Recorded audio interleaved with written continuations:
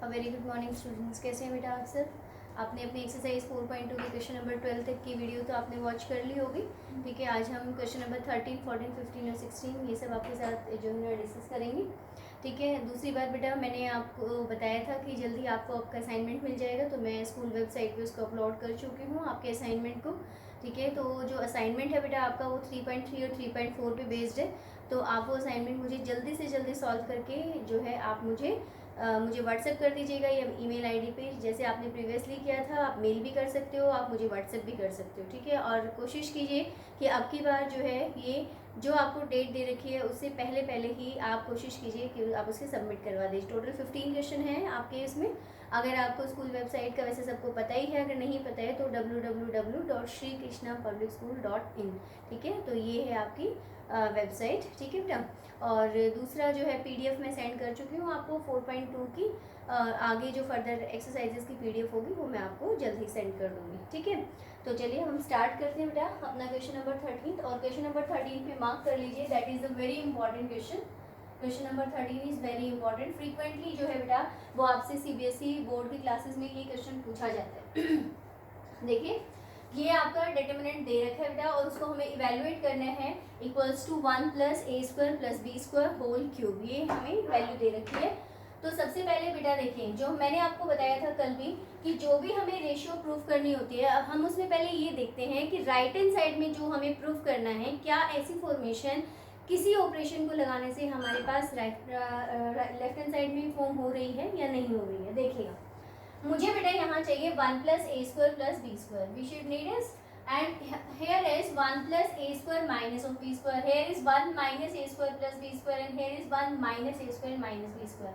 कोई भी एंट्री मेरे पास ऐसी नहीं है जो मेरे पास 1 + a² + b² से मैच कर रही हो। ठीक है, इसको हम ऐसा बनाने के लिए क्या करते हैं, देखिए बेटा यहाँ पर है, देखिए 1 + a², यहाँ है बेटे -b², मुझे चाहिए यहाँ पर +b²।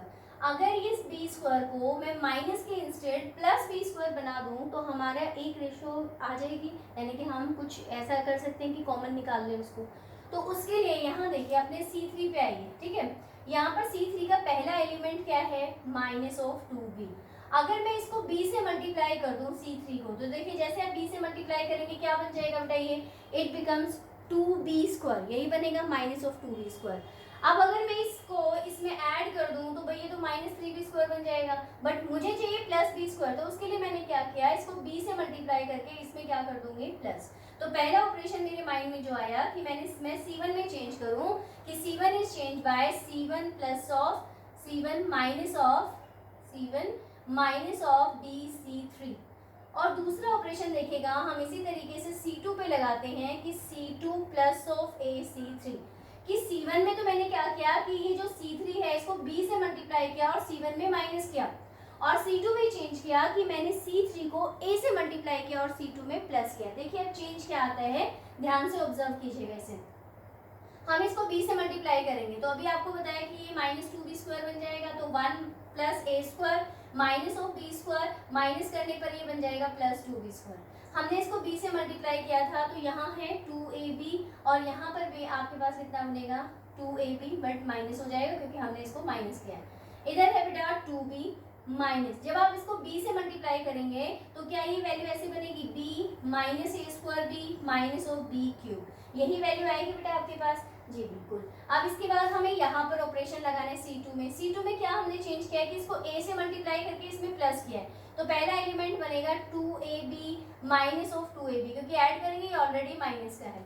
यहाँ पर बेटा देखें ये है 1 - a² प्लस ऑफ b², इसको a से मल्टीप्लाई किया 2a² हो गया और हमने इसको कर दिया ऐड। ठीक है बेटा, अब इधर देखें ये है बेटा मेरा -2a, इसको a से मल्टीप्लाई करना है और हमें ऐड करना है, दैट इज ये बनेगा a minus a³ -ab²। C3 में कोई चेंज नहीं है, as it is, that is -2b 2a 1 -a² minus of b²। Clear बेटा, यहाँ तक आई थिंक आपको प्रॉब्लम नहीं होगी। ठीक है, अब देखिए हमारे पास कैलकुलेशन क्या आ रही है। अगर हम यहाँ से देखें तो 1 + a² + b², ये ऐसे बन जाएगा क्योंकि 2b² - b² means +b²। 2ab - 2ab that is 0। अब अगर आप इसको ओपन करते हैं बेटा, ब्रेसेस को ओपन करें हम, तो 2b ये क्या हो जाएगा मेरा माइनस, ये क्या हो जाएगा प्लस, ये क्या क्या हो जाएगा प्लस, क्योंकि माइनस अंदर जाएगा, तो 2b माइनस बी कितना बना, b बना।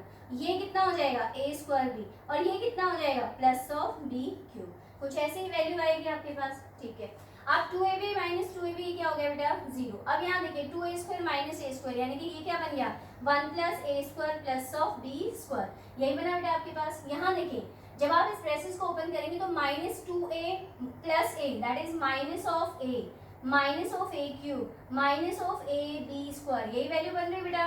C3 as it is that is minus 2b 2a 1 minus a square minus of b square, get it. Now आप देखिएगा हम इसको क्या लिख सकते हैं, देखिए 1 plus a square plus b square that is 0। क्या हर एंट्री में b है तो b को हम अगर बेटे यहाँ से कॉमन निकालते हैं तो मेरे पास वैल्यू कितनी बनेगी बेटा, ये बन जाएगी 1 plus a square plus b square. क्या यही आएगा, b बाहर आ गया, a स्क्वायर b बाहर आ गया, 2 पावर बचेगी।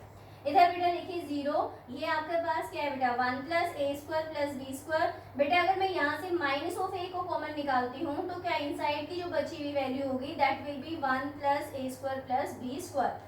C3 as it is that is minus 2b 2a 1 minus a square minus of b square. Clear. अब देखिए ऑब्जर्व कीजिए अपना C1 और C2, क्या मेरे पास 1 प्लस ए स्क्वायर प्लस बी स्क्वायर यहाँ पर भी है, 1 प्लस ए स्क्वायर प्लस बी स्क्वायर यहाँ पर भी है, हम थ्रू आउट कॉमन निकाल सकते हैं C1 से। Similarly from C2 1 plus A square plus B square 1 plus A square B square, तो हम क्या कमांड दे देते हैं हम, that is taking common 1 plus A square plus B square, कहाँ से कॉमन निकाल रहे हैं बेटा from C1 and C2 respectively. हमने C1 और C2 से रिस्पेक्टिवली 1 प्लस ए स्क्वायर प्लस बी स्क्वायर को बाहर निकाला, तो देखिए एक आएगा आपका C1 से और एक आएगा C2 से, दैट इज होल स्क्वायर आपका बाहर आ गया। अब यहाँ पर वैल्यू बनी 1, यहाँ 0, यहाँ p, इधर देखिए बेटा 0 1, यहाँ पर है बेटे माइनस है, that is minus 2b 2a 1 minus a square minus of b square. Clear है बेटा। अब हम क्या करते हैं, अब देखिए हम यहाँ से इसको एक्सपेंड कर लेते हैं, इसके अलावा अब हमारे पास कोई और नहीं है, क्योंकि देखो 1 है तो वैसी बात है सिंप्लीफाइड हो जाएगा। एक टर्म हमारे पास 0 है, कोई 0 और हमारे पास और मैक्सिमम 1 ही बन सकती है, इससे ज़्यादा यहाँ नहीं बन रही है, ठीक है। तो चलिए अब हम क्या करते हैं बेटा, एक्सपेंड कर लेते हैं इसको।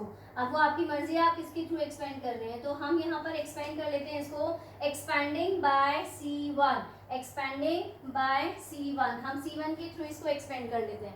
अगर आप C1 के थ्रू इसको एक्सपेंड करेंगे तो देखिए कितनी वैल्यू आएगी आपके पास, दिस विल इम्प्लाइज यहाँ पर है मेरे पास 1 प्लस ए square plus B square whole square बाहर है।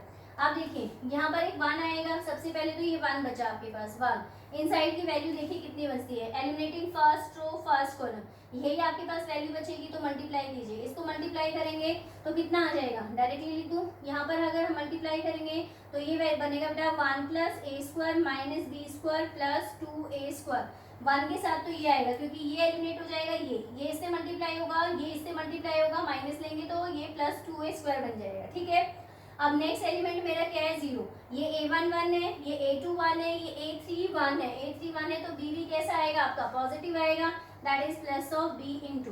अब हमारा फर्स्ट कॉलम तो एलिमिनेट होगा ही, लास्ट रो भी मेरी क्या हो जाएगी अब की बार एलिमिनेट, क्योंकि b किस में आ रहा है मेरी R3 में, ये इससे मल्टीप्लाई करेंगे 0 हो जाएगा बेटा, ये इससे मल्टीप्लाई करेंगे तो कितना हो जाएगा प्लस ऑफ 2b, ठीक है बेटा। समझ में आ गया किस तरीके से हमने किया एक्सपेंड। अब देखिए हमारे पास वैल्यू कितनी बचती है, that is 1 plus A square plus B square whole square. अब देखिए अगर मैं यहाँ से देखूँ तो वैल्यू कितनी आएगी मेरे पास,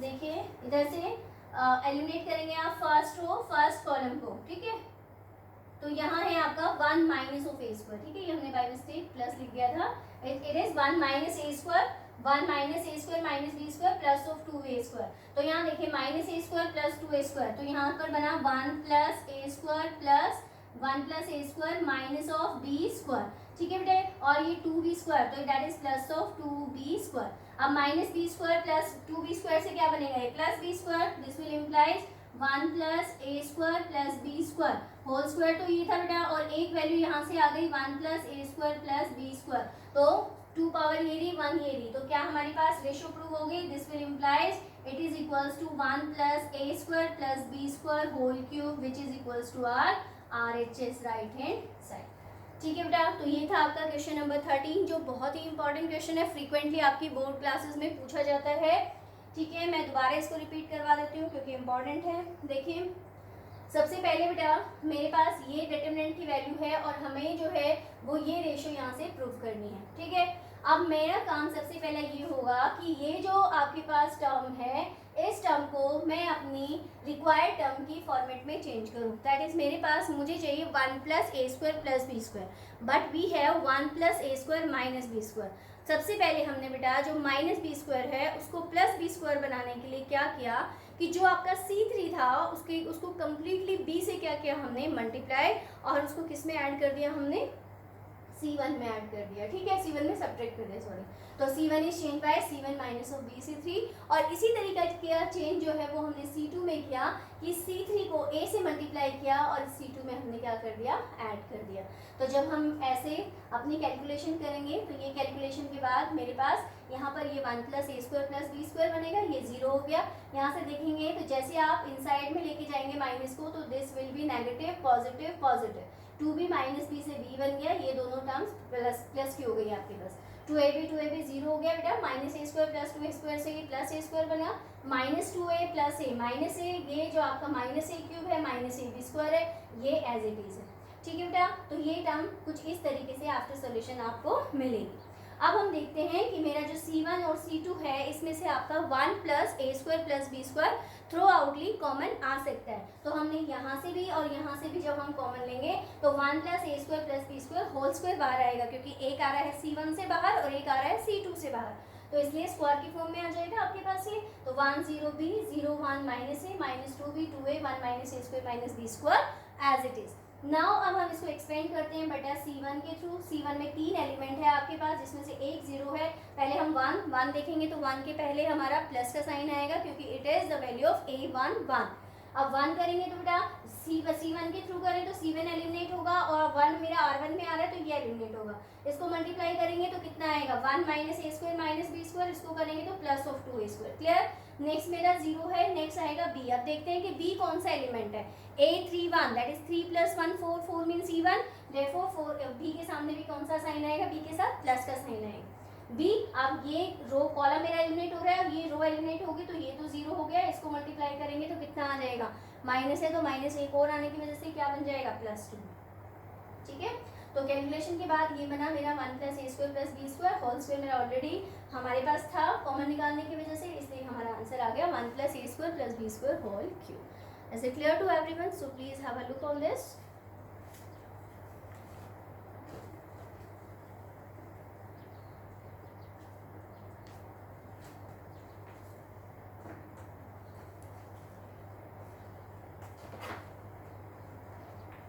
अब बेटा हम नेक्स्ट स्टार्ट करते हैं अपना क्वेश्चन नंबर 14। वो भी आपका बहुत इंपॉर्टेंट क्वेश्चन है। क्वेश्चन नंबर 13, क्वेश्चन नंबर 14 दोनों ही इंपॉर्टेंट है। ठीक है, मैंने अपनी तरफ से कोशिश की है कि बहुत इजी स्टेप से आप लोगों को समझ आ जाए। ठीक है, तो चलिए अब हम देखते हैं अपना क्वेश्चन नंबर 14।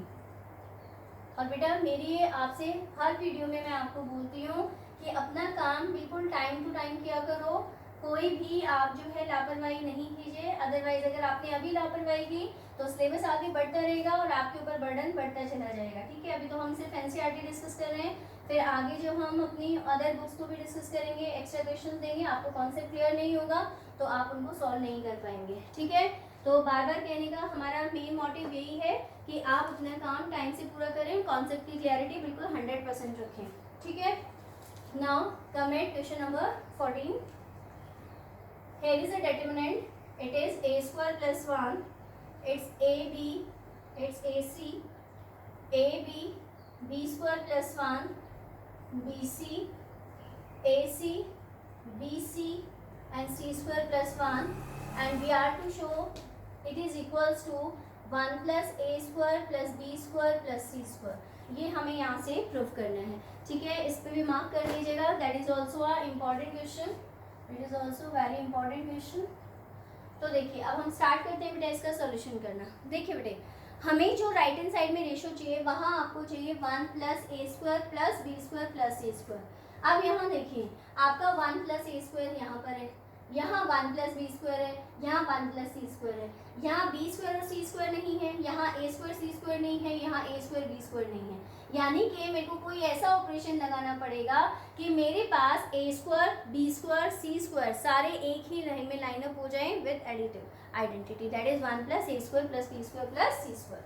ठीक है, तो चलिए इसके लिए हम क्या करते हैं बेटा, हम यहाँ से एक ऑपरेशन लगाते हैं कि हम मल्टीप्लाई करते हैं, किसको, multiply R1 by A, R2 by B and R3 by C। अब आपको बताइए कि डिटरमिनेंट पर्टिकुलरली अगर आपके पास रो से मल्टीप्लाई हो रहा है तो हम सिर्फ ऐसा नहीं कर सकते कि सिर्फ उसको मल्टीप्लाई कर देंगे, तो हमें कंप्लीट डिटरमिनेंट को उन्हीं नंबर से डिवाइड भी करना पड़ेगा। ठीक है, तो अगर हम तीनों को एक साथ लगा रहे हैं तो हमने ए बी सी से मल्टीप्लाई किया है एंड डिवाइड द डिटरमिनेंट, तो हम जो डिटरमिनेंट है उसको डिवाइड कर देंगे किससे, ए बी सी से। इसका मतलब क्या हुआ, देखिए 1 अपॉन ए बी सी से डिवाइड कर दिया हमने। अब इन्होंने कहा कि a को हम जो कंप्लीट R1 है उसको a से मल्टीप्लाई कीजिए, तो क्या ये a into A square plus 1 बन जाएगा, तो इसको हम क्या बोल देंगे बेटा, a स्क्वायर b, और ये क्या बन जाएगा बेटा आपके पास a स्क्वायर c। ध्यान से देखिएगा, अब इधर बेटा मेरे को b से मल्टीप्लाई करना है, then it becomes a b square b into b square plus 1 and b square c, यही वैल्यू बनेगी। इसको c से मल्टीप्लाई करना है बेटा, that is a c square then b c square then c into c square plus 1, यही value बन रही है मेरे पास। यहाँ तक कोई दिक्कत है? अब देखिए जरा ऑब्जर्व कीजिए, अपने C1 पे आइए, क्या हर टर्म में ए है, आप C2 पे आइए, B and here C3 C and C. तो क्या हम यहाँ से ये कह सकते हैं कि हम अपने C1 में से A, C2 में से B और C3 में से C कॉमन आउट निकाल लें, तो आप क्या कहेंगे, टेकिंग कॉमन, क्या कॉमन निकाल लें, A, B and C respectively from C1, C2 and C3। हम C1, C2 और C3 में से रिस्पेक्टिवली क्या बाहर निकाल रहे हैं, अपना A, B और C। और हमें पता है कि जो भी हम कॉमन आउट निकालते हैं वो एज ए मल्टीपल फॉर्म आता है, तो ये हो जाएगा आपका ABC बाय ABC, ये तो हो गया मेरा कैंसिल आउट। ठीक है, इधर से कितना बचेगा बेटा, a स्क्वायर प्लस 1, इधर बचेगा b स्क्वायर, इधर बचेगा बेटा c स्क्वायर। b अब बाहर आने की वजह से बेटा इधर बचेगा a स्क्वायर, इधर बचेगा बेटा b स्क्वायर प्लस 1, इधर बचेगा बेटा c स्क्वायर। यहाँ से c बाहर निकालेंगे बेटा, that is a square b square और c स्क्वायर प्लस 1। अब देखिए जरा, मुझे चाहिए 1 प्लस ए स्क्वायर प्लस बी स्क्वायर, यही रिक्वायर्ड है बेटा हमें। अब ये देखें, ये बन गया मेरा 1 प्लस ए स्क्वायर, यहाँ है बी स्क्वायर, यहाँ है सी स्क्वायर। अगर मैं इन दोनों को R2 और R3 को मैं R1 में ऐड कर दूँ तो मुझे मेरी रिक्वायर्ड रेशियो मिल रही है, रिक्वायर्ड पॉइंट मिल रहा है। तो अब हम यहाँ से ऑपरेशन लगाते हैं, that is R1 is change bye R1 plus R2 plus R3, यानी कि R1 में मैंने तीनों रोज को ऐड करके लिख दिया। तो देखिएगा इधर बना बेटा 1 प्लस ए square plus B square plus सी स्क्वायर, क्या यहाँ पर भी सेम रेशियो बनेगी, 1 plus A square plus B square plus C square. Here is also 1 plus a square plus b square plus c square. R2 and R3 no change, so write same as. Here is b square, then c square and c square plus 1. Any problem? अब जैसे ही हमारे पास कोई भी हमें common number दिखाई देता है किसी पर्टिकुलर रो या कॉलम में, तो नेक्स्ट स्टेप हम क्या करते हैं, कॉमन निकाल लेते हैं। अब हम यहाँ पर लिख देते हैं कि टेकिंग कॉमन, क्या कॉमन निकाल ले बेटे हम, टेकिंग कॉमन 1 प्लस ए square plus B square plus सी स्क्वायर। कहाँ से कॉमन निकाल ले बेटा, फ्रॉम R1 में से बाहर निकाल लेते हैं। तो देखिएगा यहाँ से बाहर निकालेंगे तो बेटे 1 प्लस ए square plus B square plus सी स्क्वायर, यहाँ कितना बचा बेटा 1, यहाँ पे बेटे 1, यहाँ पे बेटा 1, b square plus 1 then b square c square and c square plus 1। अब जैसे ही मेरे 1 1 1 आता है तो हम मैक्सिमम कोशिश करते हैं कि 2 0 बना लें ताकि एक्सपेंडिंग हमारी इजी हो जाए। तो हम नेक्स्ट क्या करते हैं बेटा, let C2 is change by C2 minus C1 and C3 is change by C3 minus C1। हम C1 को C2 और C3 दोनों में से माइनस करके लिखते हैं। तो देखिएगा यहाँ पर बना बेटा 1 प्लस ए square plus B square plus सी स्क्वायर। C1 में कोई चेंज नहीं, as it is 1 plus B square plus C square. C2 में चेंज किया है कि ये हमने आपस में माइनस किया, 1 माइनस 1 क्या हो जाएगा 0। जब बी स्क्वायर इसमें से माइनस होगा कितना बचेगा 1। सी स्क्वायर में से सी स्क्वायर माइनस करेंगे कितना आएगा 0। अब C3 में चेंज किया है कि हमने C3 में से C1 को माइनस किया है, तो 1 माइनस 1 कितना हो जाएगा 0। B square minus B square 0। C square minus करेंगे कितना बचेगा बेटा 2r। क्लियर है। अब हम क्या करते हैं, मैक्सिमम देखिए कितनी जीरो हमारे पास आ रही है, 2 जीरो किस में आ रही है R1 में, तो हम क्या कहते हैं कि हम किसके थ्रू एक्सपेंड कर रहे हैं R1 के थ्रू। तो एक्सपेंडिंग बाय R1, हमने R1 के थ्रू एक्सपेंड किया, तो देखिए कितनी वैल्यू बचेगी, this will implies 1 plus A square plus B square plus C square है मेरे पास। अगर मैं R1 के थ्रू एक्सपेंड करती हूँ तो 2 तो 0 है, इनके ये जाएगा और 1 मेरा थर्ड कॉलम में आ रहा है तो ये एलिमिनेट हो जाएगा। तो आप क्या कहेंगे यहाँ से कितनी वैल्यू बची, 1 1 जा 1 माइनस ऑफ 0, इनसाइड में कितना बचा 1। This will implies we get as 1 plus B square plus C square, यही हमारी राइट हैंड साइड है, हैंस प्रूव्ड। ठीक है, तो इस तरीके से इस क्वेश्चन को आपने सॉल्व करना था। ठीक है बेटा, क्लियर है। बहुत सारे तरीके होते हैं इसको सॉल्व करने के। कुछ टीचर्स इसको ऐसे भी करवाते हैं कि कंप्लीट को ए से मल्टीप्लाई डिवाइड करवाते हैं, फिर बी से मल्टीप्लाई डिवाइड करवाते हैं, फिर सी से, या फिर थ्रू आउट बाहर इसको डिवाइड डिवीजन की फॉर्म में लिख देंगे। इसको ए स्क्वायर से डिवाइड करवा देंगे पूरे को, तो इसको लिखेंगे आप 1 प्लस 1 बाई ए स्क्वायर, फिर इस तरीके से इसको ये b बाई ए बन जाएगा आपका और ये c बाई ए बन जाएगा। बाद में जो है उनको मल्टीप्लाई करवा के ऐड करवाते हैं। बहुत सारे तरीके हैं, मुझे जो सिंपलेस्ट लगा है वो मैंने आपके साथ डिस्कस किया है। ठीक है, सो प्लीज़ आप इसको देखिएगा, अगर कोई प्रॉब्लम हो तो आप मुझसे इसके बारे में दोबारा से पूछ सकते हैं। क्लियर है बेटा, so please have a look.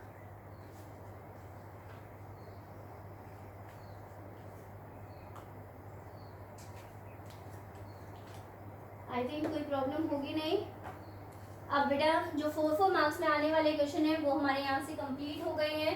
आप देखिए 1 मार्क के 2 क्वेश्चन बचे हैं मेरे, 15th और 16th, एक बार उनको भी देख लीजिए, क्योंकि 1 मार्क में यहाँ से क्वेश्चन आपके आते हैं। तो देखिए अब इनको हम कैसे सॉल्व करेंगे। अब आपका क्वेश्चन नंबर 15 कहता है बेटा कि if a b a square matrix, अगर ए आपके पास कैसी मैट्रिक्स है, ए गिवन है एक स्क्वायर मैट्रिक्स, ठीक है, जिसका ऑर्डर है आपका 3x3, इसका ऑर्डर कितना है बेटा 3x3, एंड ये पूछ रहे हैं आपसे कि बताइए value of k into A that किसके इक्वल होगी। ठीक है, तो हमारे पास अगर इस तरीके की वैल्यू होती है तो मेरे पास एक फॉर्मूला होता है बेटा कि जैसे मेरे पास ये प्रॉपर्टी होती है कि अगर मेरे पास कोई भी स्केलर अगर किसी भी नंबर से यानी कि किसी भी मैट्रिक्स से मल्टीप्लाई है डिटरमिनेंट में, तो वो हमेशा ही क्या बन जाता है, उसका मल्टीपल बन जाता है। ये तो हमने पढ़ा था। अब ये किसके लिए बात हो रही थी, 1x1 ऑर्डर के लिए, तो यहाँ पर पावर कितनी आ जाती है 1। अगर 2x2 का हो तो पावर यहाँ पर कितनी आ जाएगी 2। हमारे पास कितने ऑर्डर का है 3x3 का, तो पावर कितनी आ जाएगी 3। दैट इज हमारे पास होता है कि determinant of K A is equals to k raised to the power n into that of a, यानी कि in other language you can say कि determinant of k a is equals to k raised to the power n into determinant of a। ये होती है बेटा हमारे पास property. तो यहाँ पर n किसको बता रहा है, क्योंकि देखो स्क्वायर मैट्रिक्स है तो ऑर्डर क्या होगा, या तो m क्रॉस m का होगा या n क्रॉस n का होगा, सेम ही होंगे आपके पास रोज और कॉलम। तो यहाँ पर आपको क्या बोल रहे हैं कि अगर मेरे पास k इंटू ए, यानी कि ये अगर आपके पास कोई स्केलर मल्टीपल है तो ये किसके इक्वल होएगा, वो मल्टीपल जो है वो कंप्लीट एलिमेंट से मल्टीप्लाई होगा, but according to its power, यानी कि अकॉर्डिंग टू इट्स ऑर्डर। ठीक है, अगर सिंपल हमारे पास किसके इक्वल होता है, अगर 1x1 की बात कर रहे हैं तो k की पावर 1, 2x2 की बात कर रहे हैं तो k की पावर 2, 3x3 की बात कर रहे हैं तो k की पावर 3, 5x5 की करें 6x6 की, तो इस तरीके से आप अपनी n की वैल्यू को रिप्लेस करते हुए जाएंगे। ठीक है बेटा, तो ये था आपका 1 मार्क का क्वेश्चन। इसके बाद आता है क्वेश्चन नंबर 16। देखो मैं आपको हमेशा ही जब बेसिक करवाती हूँ तो आप लोगों को कंप्लीट डेफिनेशन को एक्सप्लेन करती हूँ और आपको ये भी बताती हूँ कि बेटा किस तरीके से आपका 1 मार्क का क्वेश्चन यहाँ पर फॉर्म हो सकता है। आपका जो लास्ट क्वेश्चन है वो हमारे कुछ इसी तरीके से बेसिक पे डिपेंड है। ये कह रहे हैं which of the following is correct. In the first part they are saying determinant is a square matrix. Correct, because determinant क्या होती है, स्क्वायर मैट्रिक्स से ही फॉर्म होती है। दूसरा लेकिन कंप्लीट नहीं है ये, आगे बढ़िए। Determinant is a number associate to a matrix.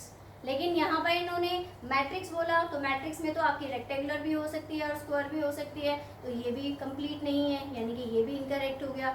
First वाला इसलिए इनकरेक्ट हो गया क्योंकि उन्होंने कहा कि determinant is a square matrix. No, completely वो एक स्क्वायर मैट्रिक्स नहीं होती, क्यों? क्योंकि आपको बताया था मैंने कि स्क्वायर मैट्रिक्स को कभी हम एक्सपेंड नहीं करते, लेकिन डिटरमिनेंट क्या होती है? डिटरमिनेंट तो एक कोई वैल्यू होती है जो हम स्क्वायर मैट्रिक्स को सॉल्व करने पर निकालते हैं।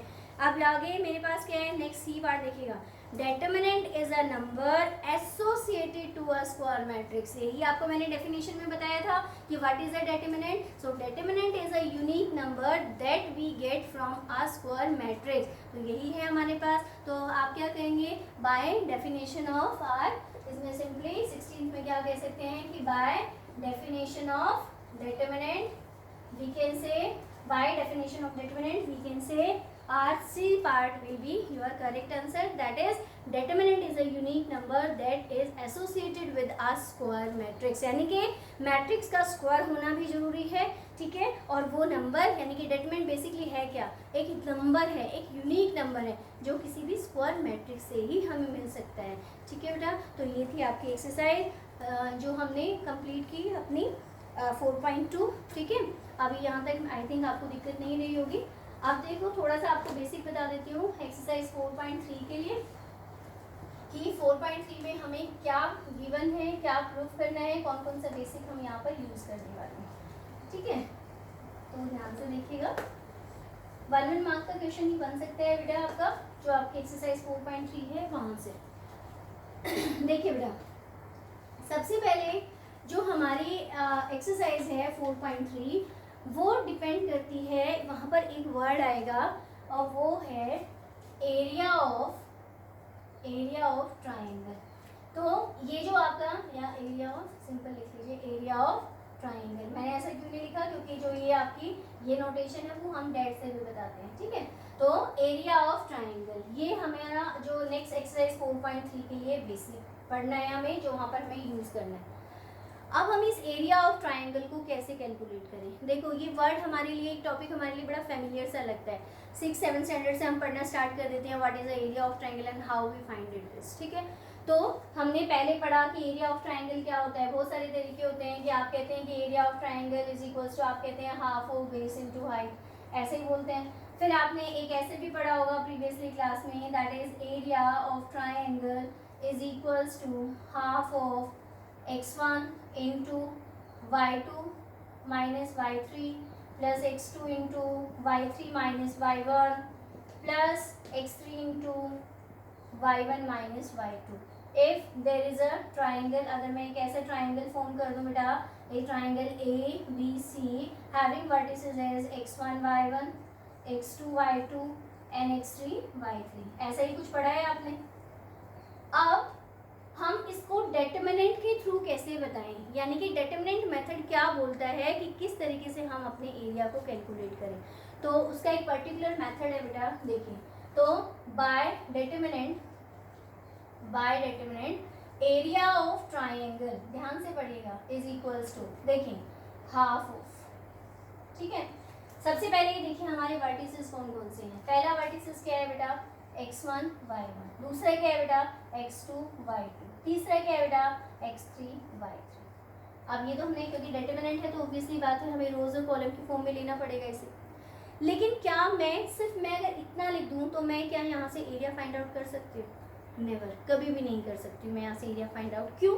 क्योंकि हम पढ़ रहे हैं डेटर्मिनेंट मेथड, और आपको बताया कि डेटर्मिनेंट मेथड में डेटर्मिनेंट को यूज़ करना होता है, और डेटर्मिनेंट हमारा किस पे बेस्ड होता है? एक स्क्वायर मैट्रिक्स पे बेस्ड होता है। यहाँ देखना ज़रा, मेरे पास यहाँ पर देखिए रो 3 फॉर्म हो रही है लेकिन कॉलम 2 ही फॉर्म हो रहे हैं। तो इसीलिए इसको डेटर्मिनेंट मेथड से सॉल्व करने के लिए हम हमेशा ही यहाँ पर अपना थर्ड कॉलम एज अ 1 1 1 लेके चलते हैं, ताकि ये हमारे पास एक स्क्वायर ऑर्डर में फॉर्म हो जाए, ठीक है। तो मेनली क्या करते हैं, आप बुक में भी लिखा हुआ देखेंगे 1 1 1। तो बहुत सारे स्टूडेंट्स का क्वेश्चन होता है कि हम 1 1 1 क्यों लेते हैं यहाँ पर।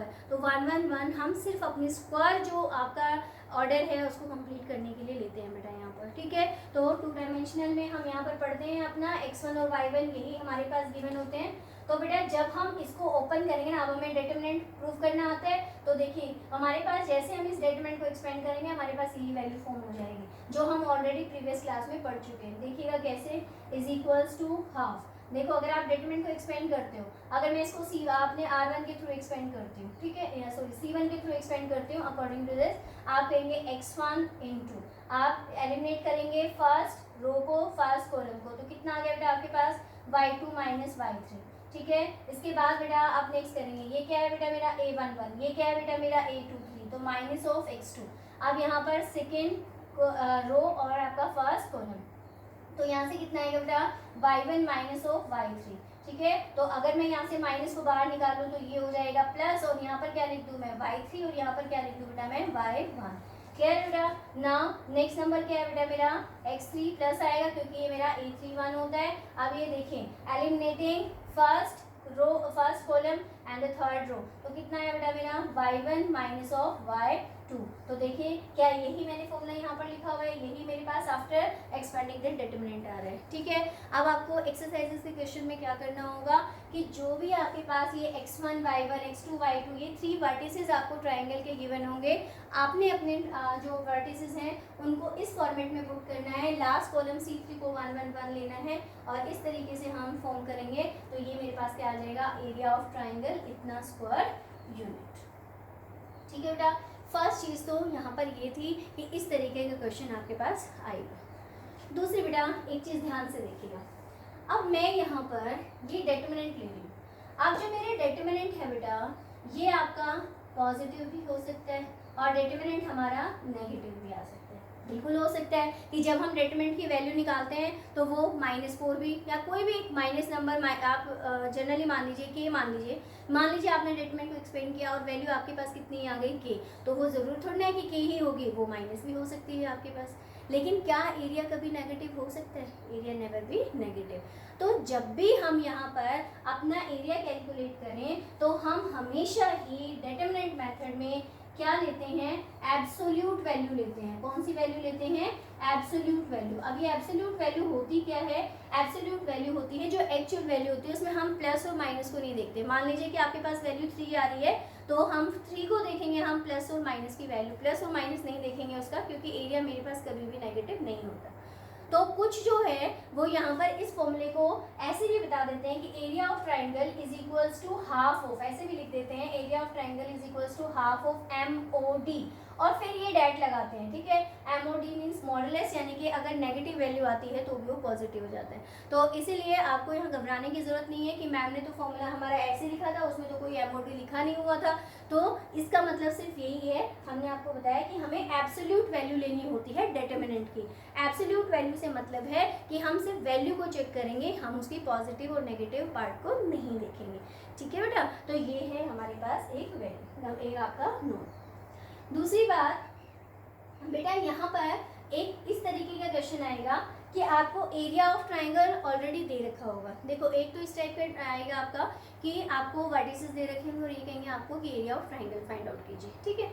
दूसरा तरीका, दूसरा जो टाइप आएगी यहाँ पर सॉल्व करने के लिए, वो यहाँ पर आपको कहेंगे कि एरिया ऑफ ट्राइंगल आपको गिवन है और आप किसी भी वर्टिसेस यानी कि आपको के जो आपकी 3 वर्टिसेस होंगे, जैसे यहाँ पर x1 y1 है, x2 y2 है, मान लीजिए कि थर्ड को x3 y3 ना दे के यानी कि इनकी कोई वैल्यू दे दे और लास्ट में आपको यहाँ पर आपको लास्ट पॉइंट की जगह k और 0 दे दें, k1 दे दें, k5 दे दें, कुछ भी दे सकते हैं वो, और कहें कि if area of triangle is given then find the value of your determinant, find the value of your variable k। जो k आपका कांस्टेंट आ रहा है, ये जो k है इसकी वैल्यू आपसे कैलकुलेट कर रहे हैं। तो आपने उसमें क्या करना है, जो गिवन एरिया ऑफ ट्राइंगल होगा उसको यहाँ पुट करेंगे, इज इक्वल्स टू हाफ, अपने वर्टिसेस को पुट करेंगे और डिटरमिनेंट को एक्सपेंड करेंगे। डिटरमिनेंट को एक्सपेंड करने के बाद जो भी आपके पास वैल्यू होगी वहाँ से हम k की वैल्यू को गेट कर लेंगे। ये है आपकी सेकेंड टाइप। एक आपके पास यहाँ पर थर्ड टाइप आएगी बेटा कि एक पॉइंट आएगा, यहाँ पर एक कॉन्सेप्ट आता है कॉलिनियरिटी, ठीक है, कि कॉलिनियर पॉइंट्स, इसका पॉइंट करके आता है कि बताओ कि ये पॉइंट्स कॉलिनियर होंगे, या आपको कहेंगे कि अगर ये पॉइंट्स कॉलिनियर हैं तो बताइए एरिया ऑफ ट्राइंगल क्या होगा। देखिए बेटा, अब आपने पढ़ा है ये पॉइंट, देखिए ये कॉन्सेप्ट है कॉलिनियर पॉइंट्स। अब आपको पता है कि कॉलिनियर पॉइंट्स बेसिकली होते क्या हैं। कॉलिनियर पॉइंट्स वो होते हैं बेटा जो मेरे पास, अगर ये एक लाइन सेगमेंट है तो कोई भी पॉइंट जो इसी सेम लाइन सेगमेंट पे मेरे पास लाई करते हुए चले जाएं, वो सब कैसे होते हैं, कॉलिनियर पॉइंट्स। तो क्या कॉलिनियर पॉइंट्स हमारे पास कभी ट्राइंगल फॉर्म कर सकते हैं? नेवर, क्योंकि एक ट्राइंगल फॉर्म करने के लिए उसका साइड्स का होना जरूरी है, लेकिन ये तो सिर्फ एक ही लाइन सेगमेंट पे आए जा रहे हैं, ये तो एक स्ट्रेट लाइन बनाते हुए जा रहे हैं, तो यहाँ से तो area of triangle form possible ही नहीं है।